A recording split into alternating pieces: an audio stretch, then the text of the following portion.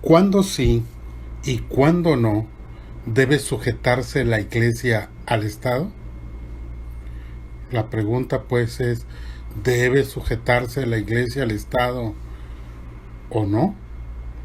Esta es una reflexión para los tiempos de pandemia. ¿Qué tal, amigos? Les habla hoy su servidor José Santos Castañeda Ulloa, complacido de poder estar de nuevo en contacto con ustedes en este espacio de reflexión teológica, de instrucción teológica.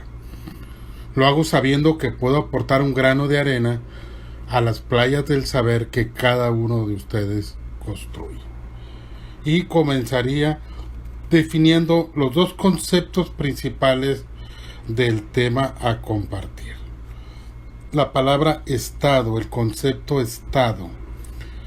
Cuando nos referimos al Estado, nos referimos, o me refiero, al ente de gobierno que tiene el poder de gobernar, que estableció y establece leyes, normas o reglamentos, y que además imparte justicia.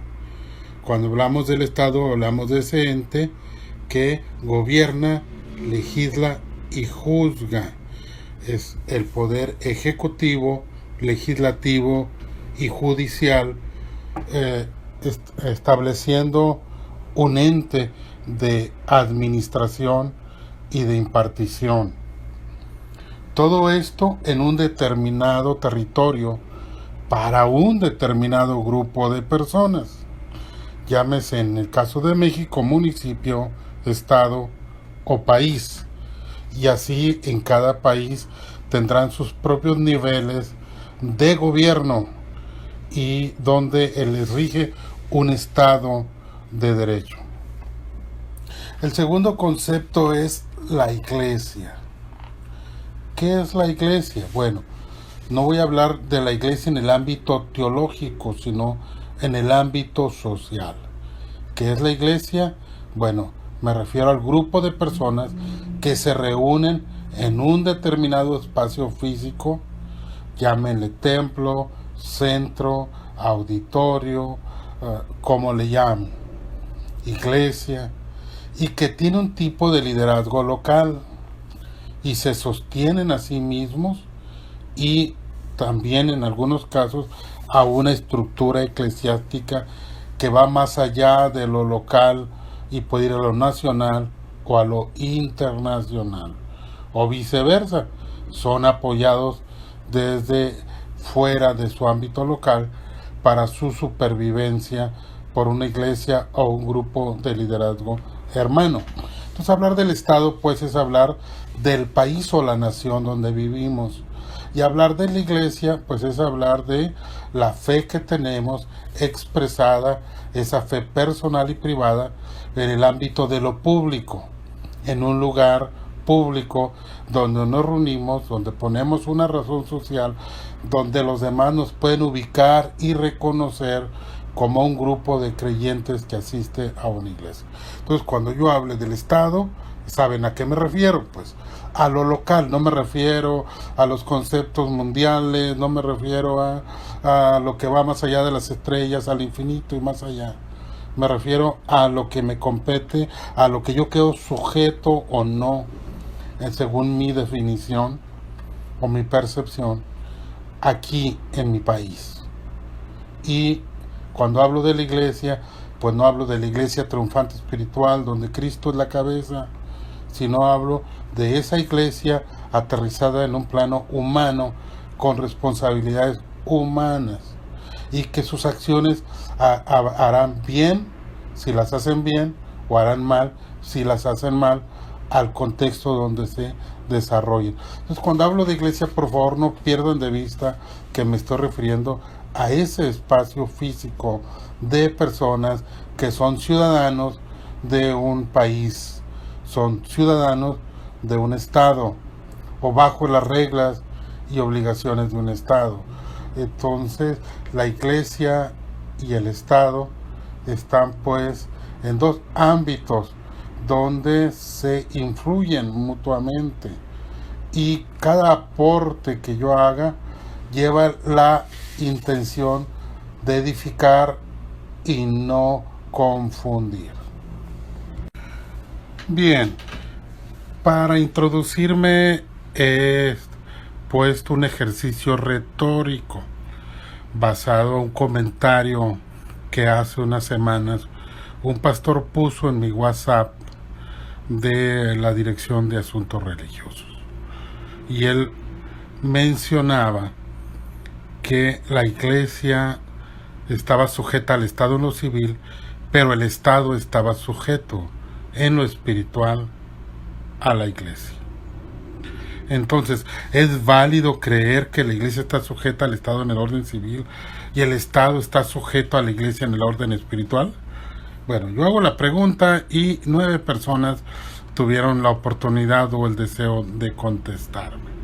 Una persona que no ubico por nombre, no lo tengo identificado, se va por la idea que yo puse como A, que la iglesia sí está sujeta al Estado y el Estado a la iglesia, aunque ni lo sepa, si está sujeto a la iglesia, que está sujeto a la iglesia espiritualmente, porque Dios tiene el control del Estado por medio de las oraciones de la iglesia. Eso es lo que me puso la persona que no identifico por nombre, que Dios tiene control del Estado porque la iglesia ora y de esa manera, aunque no lo sepa, el Estado está sujeto a la iglesia. Y que la iglesia está sujeta, pues entonces, a la iglesia, también al Estado. Jonathan M., que así lo tengo ubicado nada más, dice que es totalmente falso la idea de que el Estado esté sujeto a la iglesia esté sujeta al Estado y el Estado esté sujeto a la iglesia. No me da más alternativas. Y en tercer lugar, Nicolás Marín, Carlos González, Mario Toledo, María Luisa, Elier y Pascual Chan dicen que la iglesia sí está sujeta al Estado en el orden civil, en el sentido de que el Estado regula la convivencia de las personas. Entonces, pero que obviamente el Estado no está sujeto a la iglesia. Y Samuel Ríos Wicap nos da otra opción y nos dice que la iglesia está sujeta al Estado en lo civil. Sí, y solo si está de acuerdo a los principios bíblicos. O sea, lo que Samuel nos dice es que si el Estado no hace las cosas de acuerdo al orden bíblico, entonces no deberíamos de estar sujetos, o la iglesia no debe estar sujeta al Estado, porque dice Samuel, solo sí. O sea, condiciona la subordinación a que el Estado considere la norma bíblica para establecer o regular sus leyes. Bueno, es sumamente importante que cada persona pueda reflexionar sobre las características y naturaleza del Estado y en la naturaleza y características de la iglesia, dado que son dos instituciones de naturaleza y características distintas, aunque las dos instituciones hayan sido creadas por Dios. Dios creó el orden, Dios creó la idea de gobierno. Sin orden, sin gobierno, no se podría sobrevivir mucho tiempo y se caería en la anarquía y en el caos. Así de que hablar de un Estado de Derecho, hablar de un orden, de un gobierno y de reglas para todos, es algo instituido por Dios en principio. O sea, como función original para traer armonía entre los individuos, para que se desarrollen de manera conjunta. Y al mismo tiempo de que las dos instituciones fueron creadas por Dios, tanto la iglesia como el Estado tienen naturaleza y características distintas. La iglesia tiene un destino eterno, de acuerdo a la teología cristiana, y el Estado persigue un fin temporal. O sea, el orden de los individuos mientras existan físicamente en el mundo. Y ya cuando dejen este mundo, pues bueno, la Iglesia mantiene su fe en una existencia que va más allá de la muerte. Por lo tanto, su paso por la tierra es temporal y asume que tiene una doble ciudadanía: la ciudadanía terrenal y la ciudadanía celestial. Y el Estado, por lo tanto, no tiene injerencia en la parte espiritual de sus ciudadanos, pero sí ostenta una autoridad sobre la actividad social de los individuos. Entonces, significa esto que el Estado está involucrado con la Iglesia, en el sentido de que el Estado y la Iglesia convergen en un mismo espacio social. O sea, la Iglesia está en una ciudad o en un pueblo que también gobierna o administra el Estado. Y incluso en ocasiones los dos tienen autoridad sobre los mismos individuos.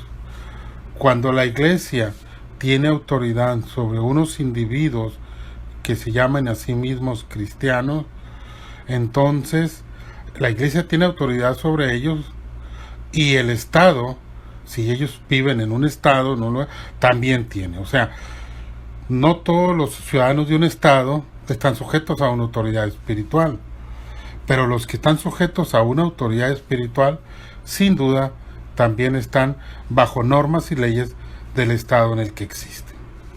Entonces, el Estado, pues, en lo civil, y la Iglesia en lo espiritual. Cuando hablamos de autoridad, cuando menos yo la dimensionaría en principio, con dos características diferentes en la naturaleza de esa autoridad. Porque la naturaleza de la autoridad del Estado sobre un ciudadano que se asuma también como creyente es de carácter obligatorio. Una vez que se establece una ley, es de carácter obligatorio. Mientras que en la Iglesia la autoridad es una autoridad espiritual que se vuelve automáticamente una autoridad moral, y cuando legislan internamente algunas prácticas también se vuelve una autoridad con valor de imponer una obligación. Pero el creyente puede retirarse de la Iglesia sin ningún problema, cuando guste, a eso me refiero, cuando quiera retirarse, y queda libre de esa autoridad. Por lo tanto, hay una autoridad, pero sujetarse a ella es voluntaria. Por ejemplo, si hay una práctica del diezmo en la Iglesia por obligación, la persona va a darlo porque está sujeto a las leyes de esa Iglesia, y si no, pierde sus garantías o derechos, o lo van a exhortar cada culto o en la persona. Pero esa persona puede retirarse de esa Iglesia y no está obligado a dar los diezmos. O sea, se puede evadir las responsabilidades. Mientras que en el Estado no puede evadirlo. Podrá evadirlo algún tiempo, pero si lo descubren, si lo sancionan, pues no se va a escapar de cumplir con ellas. Entonces, hay diferencia en la naturaleza de la autoridad del Estado sobre los ciudadanos y del pastor o de la Iglesia con los creyentes.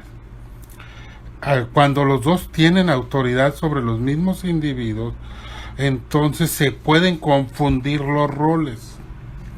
Por ejemplo, si el creyente cree en un reino espiritual y en la superioridad divina, ¿debe de sujetarse al poder temporal? Sobre todo si lo considera injusto. En Lucas 20, 22 al 25, se le acercan unos religiosos a Jesús para preguntarle sobre algo que les molestaba, y era el hecho de que, siendo una nación vasalla, tuvieran que pagarle tributo a quien los estaba dominando por la fuerza, no por voluntad, el imperio romano. Y entonces estos judíos religiosos le preguntan a Jesús, ¿nos es lícito, o sea, es correcto que le demos tributo a César? Y esto era muy interesante porque al dar el tributo a César no les eximía de pagar el diezmo. Por lo tanto, ellos tenían una doble tributación. Una tributación que era al poder temporal y una tributación que era al poder religioso. Incluso se hacía una triple tributación porque les quitaban el impuesto, no solo el imperio, sino había que sostener también pues lo que correspondía a su territorio judío, ¿no? Más el diezmo. Pero Jesús les pregunta sobre una moneda y sobre su inscripción. Y les pregunta de quién es la inscripción en la moneda. Y ellos le dicen de César. Y ustedes conocen perfectamente esta historia. Jesús dijo, dad a César lo que es de César y a Dios lo que es de Dios.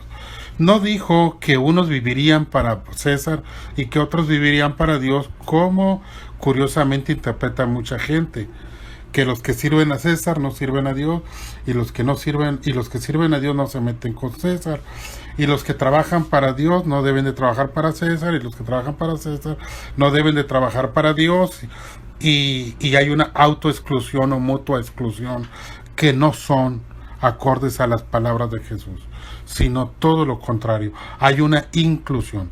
Jesús dice que la misma persona que le da a Dios, si la misma persona tiene obligaciones con César, también se las tiene que dar a César las responsabilidades o las demandas que le están haciendo. Por eso me parecería interesante compartir con ustedes algunas anotaciones bíblicas preliminares en el contexto de la autoridad. Quiero plantear 3 conceptos sobre la autoridad que aparecen en la Biblia. Obviamente hay muchísimo al respecto, pero solo de manera enunciativa, no limitativa, presento estos 3 conceptos. Uno es cuando Jesús comparece ante la autoridad gobernante de Poncio Pilato. A las preguntas de Pilato que Jesús no contestaba, Pilato le increpó en Juan 19, 10 y 11, ¿a mí no me hablas? ¿No sabes que tengo autoridad para crucificarte y que tengo autoridad para soltarte? Respondió Jesús, ninguna autoridad tendrías contra mí si no te fuera dada desde arriba. Por tanto, el que a ti me ha entregado, mayor pecado tiene. Bueno, de este pasaje se establecen algunas premisas para considerar. La primera es que Jesús no asumió su derecho divino, sino que asumió su responsabilidad humana.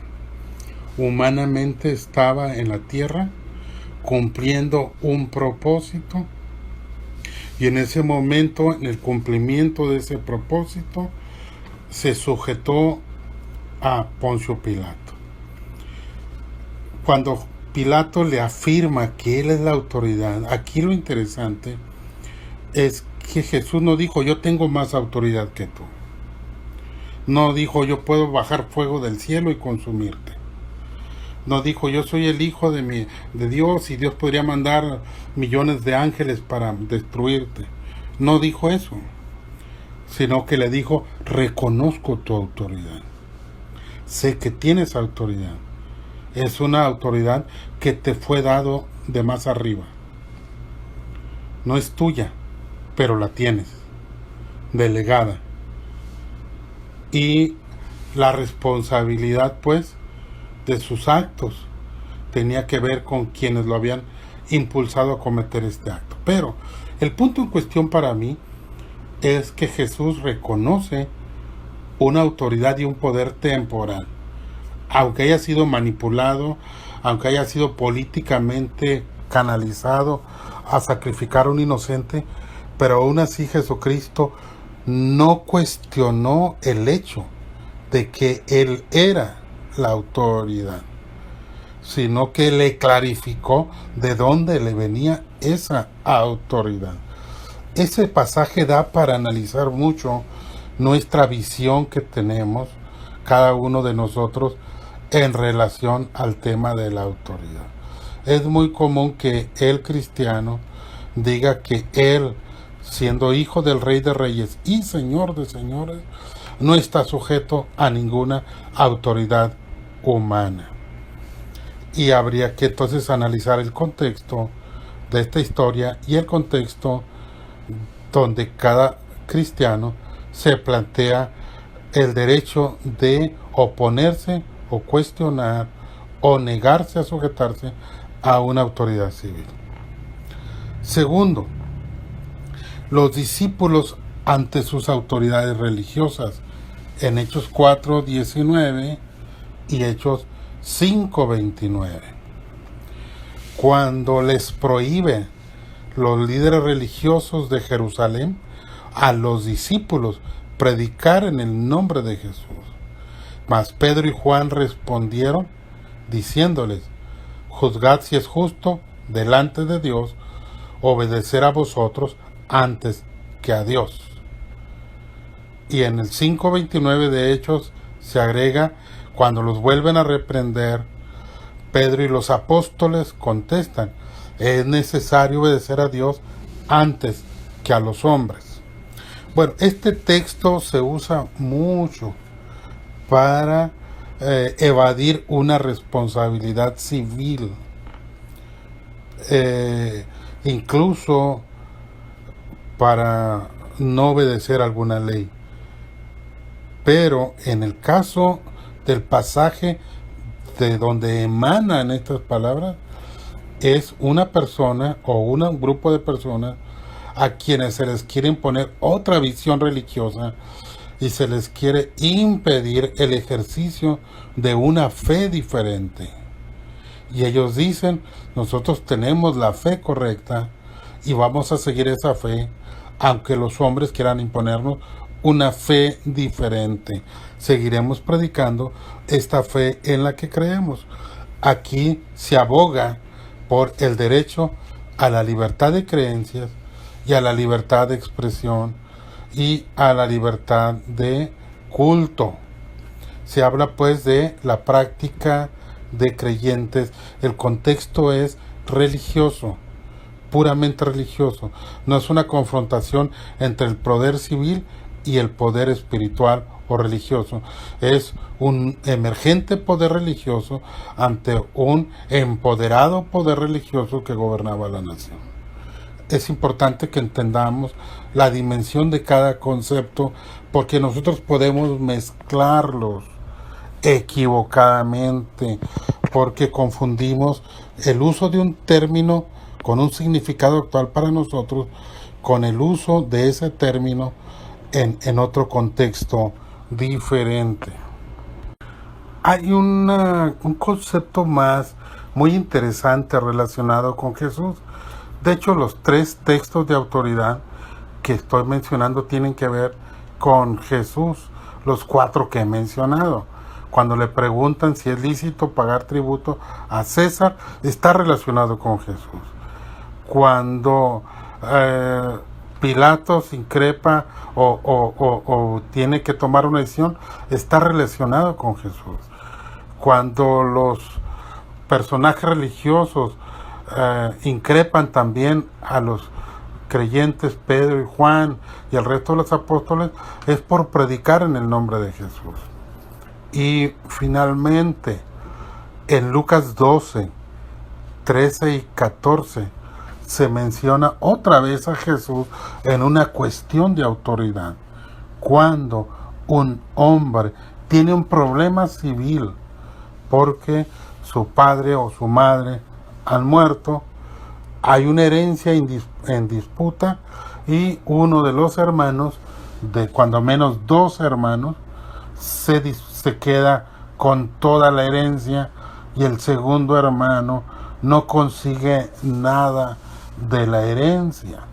Y entonces este hombre viene y le pide a Jesús una intervención como autoridad moral en un asunto civil. Y le dice, dile a mi hermano que parta su herencia conmigo. Mas él le dijo, hombre, ¿quién me ha puesto sobre vosotros como juez o partidor? Qué interesante, porque de nuevo Jesús tenía toda la autoridad, puesto que todo lo que existe es de Dios. Aún sin embargo, en el rol que él estaba, no entraba la característica de juez de lo civil, mucho menos de lo penal, para partir y repartir. No era su misión, no era su responsabilidad. Había otros tribunales para esto. Y aquí me hace a mí plantearles otro aspecto relacionado con el tema pastoral. Es muy interesante cómo la autoridad pastoral, que es prioritariamente espiritual, sin mucho problema se vuelve un juez de lo moral, una autoridad moral no solo para orientar, sino para imponer una moral. Y no solo en el orden de lo espiritual y de lo moral, sino incluso en el orden de lo social. He sabido de casos de mujeres que quedan viudas o divorciadas, donde cuando consultan al pastor si pueden casarse o no, el pastor les dice que no pueden, que no deben y que si lo hacen van a ser sancionadas o expulsadas de la iglesia. Donde el pastor toma un derecho de decidir por la vida social de sus feligreses sobre qué deben de hacer y qué no deben de hacer, incluso si no les da permiso de irse de la ciudad para buscar otro trabajo, o no les da permiso de convivir con otras personas si no son cristianos, o les dice qué tipo de ropa deben de usar, y si no la usan, entonces tienen sanciones, penas incluso, y así sucesivamente. Entonces, ¿qué tan claro tiene un pastor cuál es su rol? ¿Qué tan claro es si él es Moisés, si él representa a Moisés o representa a Jesucristo? Si representa al antiguo pacto o al nuevo pacto. Si representa a la iglesia espiritual o representa al código social, moral, ético de Israel como obligación. No hablo como principios, hablo como obligación, hablo como el ejercicio de una autoridad. Se los dejo para reflexionar, esto da para mucho el tema de la autoridad. Y también, un día le dije yo a un pastor que quería independizarse de su organización, dijo, es que yo no estoy de acuerdo en que alguien me diga qué hacer o qué no hacer. Yo le dije, pastor, usted está en todo su derecho de independizarse. Lo único que recuerdo, que usted debe recordar, es que lo que usted no desea que esté sobre usted, usted no debe de ser sobre los demás. O sea, usted no puede reclamar una autoridad sobre otros que usted no está dispuesto a recibir de alguien más arriba. No es justo que una persona quiera imponer una enorme autoridad sobre los que están debajo, pero no quiere tener ninguna autoridad de nadie arriba de sí mismo. Eso es bastante sintomático de un problema de roles de autoridad. Uno tiene que tener claro qué es el rol de autoridad. A lo mejor en otra ocasión solamente pudiéramos hablar del tema de la autoridad eclesiástica. Es un tema bastante interesante. De hecho, las iglesias se estructuran en 3 o 4 modelos principales de gobierno: el presbiterial, el congregacional, el episcopal y los que son mixtos. Ahí están algunos modelos y ahí se reparte hasta el que no tiene ninguna autoridad, aparentemente, ¿no? Y todos mandan y nadie manda, y no hay pastor ni hay gobernante, y bueno, ahí sí, no sé, creo que el que tiene más saliva, pues bueno, así la dejo. Pero bueno, hasta aquí estos audios para su consideración. Queridos amigos, estamos aquí de nuevo, su servidor José Santos Castañeda, desde la cálida ciudad de Mexicali, Baja California, México, para continuar con el tema de la sujeción, sí o no, desde el punto de vista de la autoridad civil y la iglesia. Es un tema interesante.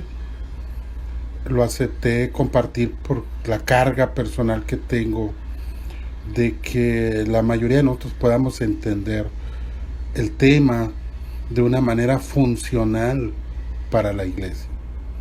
Siempre habrá quienes lo vean con resquemor, con temor, con desconfianza, con suspicacia, y se puede prestar para la crítica. De hecho, todos los temas se prestan para la crítica.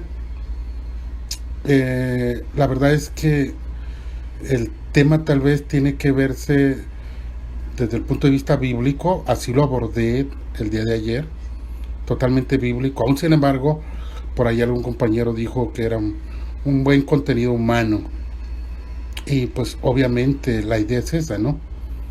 Que compartamos de un humano a otro humano, en un contexto humano, la responsabilidad que tenemos en el ámbito humano como ciudadanos. No es el tema de la vida espiritual al interior de las iglesias, ni de la trascendencia eterna de la iglesia.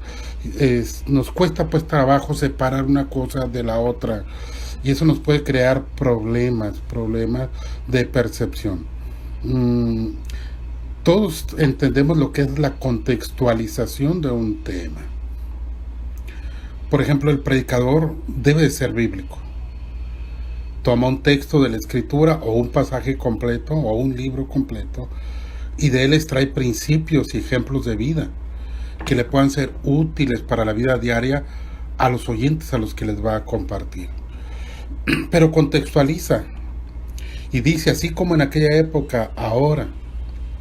Y generalmente algunas cosas tal como se hacían en aquel tiempo, de esa misma manera entiende que deben de vivirse. En otros aspectos hace una diferencia por el contexto histórico o cultural, como es el tema del tapado o el vestido largo, o los hombres que usaban vestido en la época y ahora usan pantalón. Entonces tiene que contextualizar al presente. Aún sin embargo, pues los principios están allí, ¿no? El principio del amor, de la redención, el principio de la sujeción, todo esto, ¿no? Pero sin duda, aunque para el predicador es natural tomar la escritura y contextualizarla a la vida práctica diaria de los creyentes, el tema que hoy tratamos es difícil traerlo a la práctica sin que ofrezca un sinnúmero de desconfianzas o de ideas, de temores. El pastor Salomón nos introduce una escritura ayer al contenido de esta exposición que tiene que ver con el concepto de autoridad en primera de Pedro 2, 11 al 25. Y como toca el tema de autoridad, quisiera anteponer Hebreos 13, 17. Hebreos 13, 17 dice la escritura: obedeced a vuestros pastores y sujetaos a ellos, porque ellos velan por vuestras almas, como quienes han de dar cuenta, para que lo hagan con alegría y no quejándose, porque esto no es provechoso. Bueno, ¿a cuántos pastores les hace ruido este pasaje? ¿Cuántos pastores se sienten incómodos cuando leen que los creyentes deben de sujetarse a ellos? Y cuando dice que para que lo hagan con alegría, porque algunos pastores sufren cuando algunas ovejas se rebelan y a veces hasta del púlpito lo llaman cabritos porque no parecen ovejas. Balan como cabritos, no como ovejas, brincan como cabritos, no como ovejas, y dicen, bueno, estos no son ovejas, son chivitos. Entonces creo que el pastor entiende perfectamente la importancia de la sujeción para que funcione. Pero ¿a cuántos feligreses les hace ruido la palabra obedecer a vuestros pastores cuando sienten que los pastores no están bien en lo que están haciendo o están diciendo? O en el proyecto que traen, como que dicen, esto no está bien, esto no va a llevar a la quiebra, esa compra no es segura, esa construcción no está bien hecha, esos productos que quieren comprar no están bien, ese tema de reunión no va a funcionar, pero tiene que obedecer según Hebreos 13:17. Allí no solo está la palabra obedecer, también está sujetarse, atarse a esa persona, someterse. Y la razón que da es que esa autoridad vela por ti. Y esa autoridad tiene que dar cuentas por ti. Y esa autoridad tiene que hacerlo con disfrutando, o sea, ayudándole que haga bien su trabajo y no se queje de que la gente no le hace caso, porque eso no es provechoso. Bueno, entonces, si entendemos el concepto de autoridad desde el punto de vista pastoral, que es una autoridad espiritual, no tiene elementos obligatorios punitivos, o sea, no te van a castigar metiéndote a la cárcel, pero entendemos que desde el punto de vista pastoral todo el mundo aboga que para que funcione un sistema requiere un acuerdo entre autoridad y subordinados, y que los subordinados deben de obedecer y sujetarse. A nivel iglesia el concepto se entiende, se acepta, aunque en la práctica no funcione tan bien, porque otra vez, somos humanos. Y como humanos, quienes gobernamos, a veces no gobernamos bien, y quienes nos sujetamos, a veces pues no nos sujetamos bien. Pero bueno, la iglesia es de Dios y sigue caminando. En las luchas y en las pruebas, la iglesia sigue caminando. Ahora, quiero compartir de una manera somera este texto de Primera de Pedro 2:11 al 25, como está en la Biblia. No son ideas mías, no son tendencias mías, y quienes son predicadores bíblicos decidirán si esto es bíblico o esto no es bíblico. Y si es bíblico, pero no tenemos que sujetarnos a ellos, porque contextualizando nuestro tiempo comparado con el otro tiempo, y entonces se puede argumentar que sí y que no es válido en escritura. Algunos dicen que todo es válido bajo ciertas condiciones, pero luego dicen que no todo es válido bajo otras condiciones. Depende de con quién queramos hacer el baile. Pero bueno, leo el texto, y no porque a mí me agrade, por cierto, el tema de sujetarse a nadie le agrada, a nadie, más que sujetar. A todos nos gusta sujetar, pero a nadie, humanamente hablando, nos gusta que nos sujeten.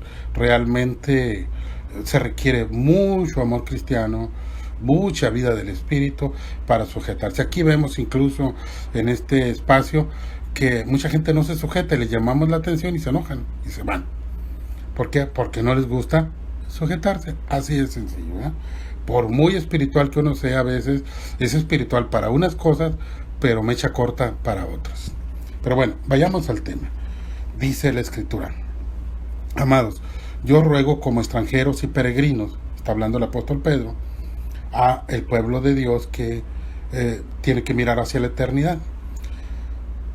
Está hablando de gente que entiende que su vida es temporal, que lo más importante está en la eternidad. Aún, sin embargo, agrega, que os abstengáis de los deseos carnales que batallan contra el alma, manteniendo vuestra buena manera de vivir entre los gentiles. Está hablando, pues, a judíos, para que en lo que murmuran de vosotros como de malhechores, glorifiquen a Dios en el día de la visitación, al considerar vuestras obras. Por causa del Señor, repito, por causa del Señor, someteos a toda institución humana, ya sea al rey como a superior, ya a los gobernadores como por él enviados, para castigo de los malhechores y alabanza de los que hacen bien. Porque esta es la voluntad de Dios, que, haciendo bien, hagáis callar la ignorancia de los hombres insensatos, como libres, pero no como los que tienen la libertad como pretexto para hacer lo malo, sino como siervos de Dios. Honrad a todos, amad a los hermanos, temed a Dios, honrad al Rey.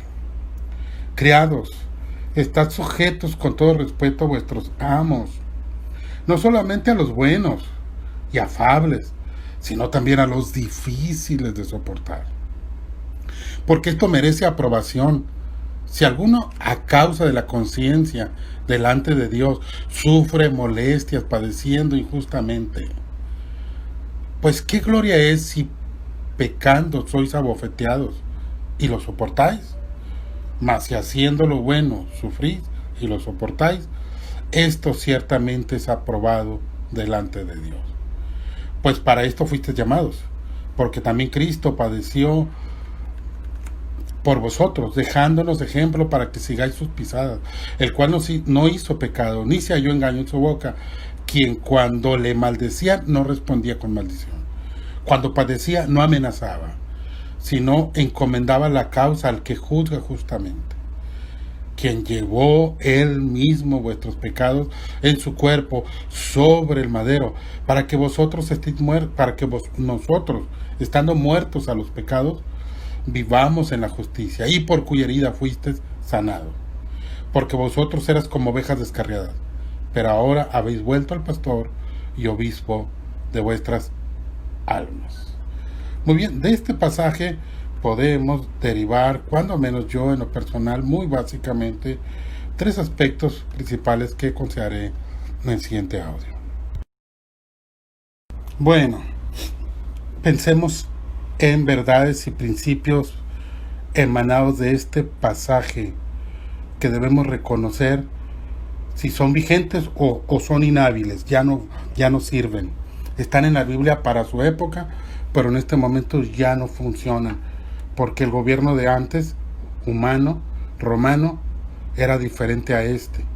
Aquel era bueno y este es malo. Aquel era malo y este era bueno. O son iguales en principio. Y entonces lo que dice allí sigue vigente en principio. ¿Y bajo qué característica?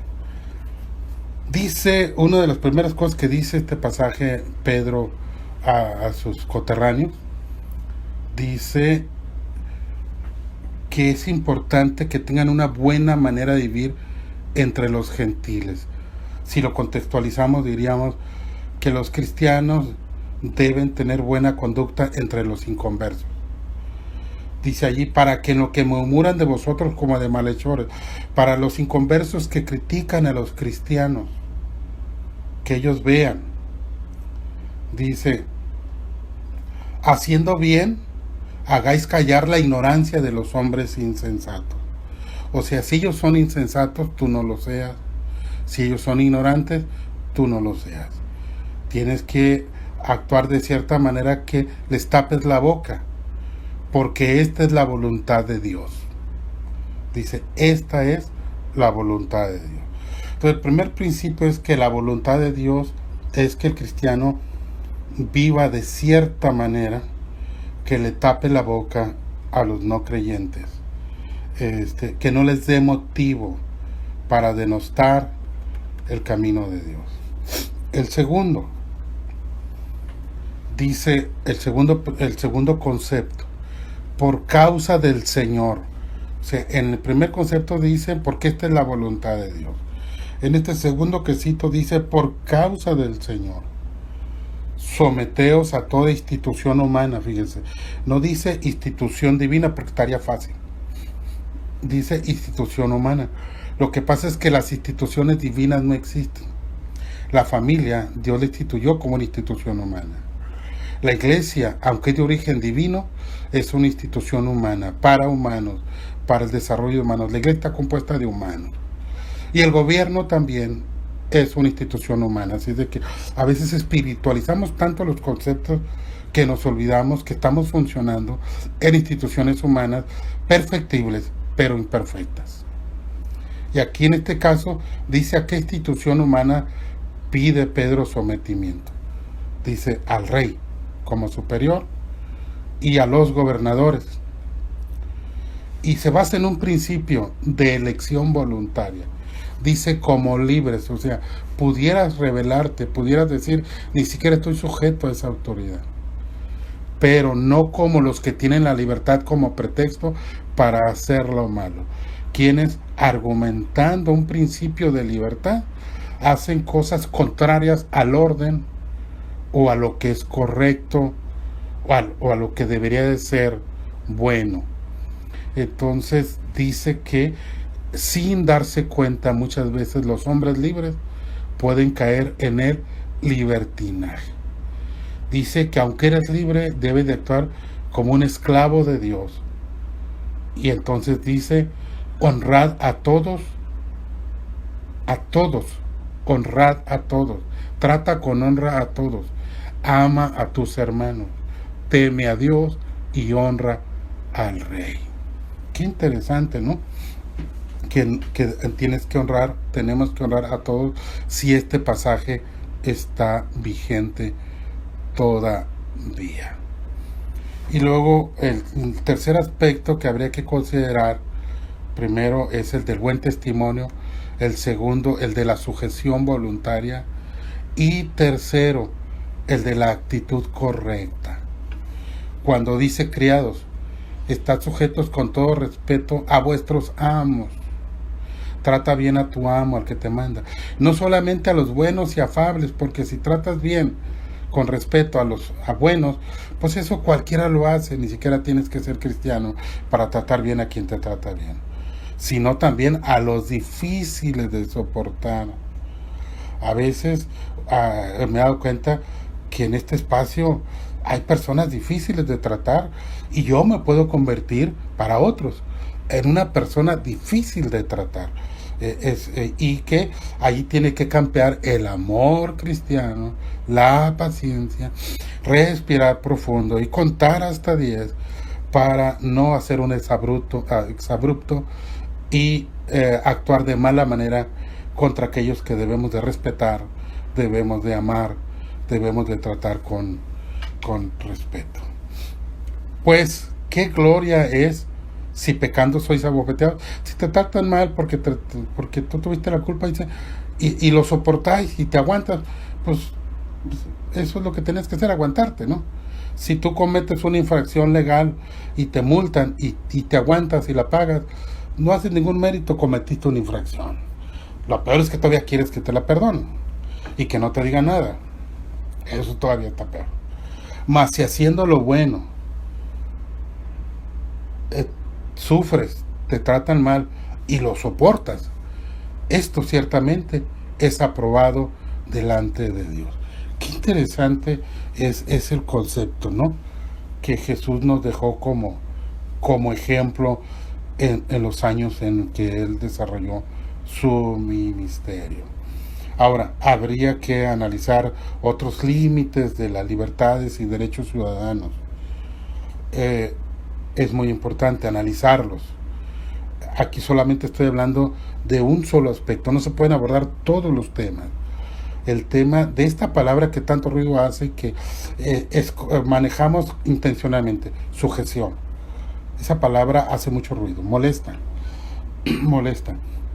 Pero si la entendemos correctamente, en el parámetro correcto, nos va a ayudar muchísimo a conocer nuestros límites y nuestros derechos que estaremos tratando entre hoy y mañana, primero Dios.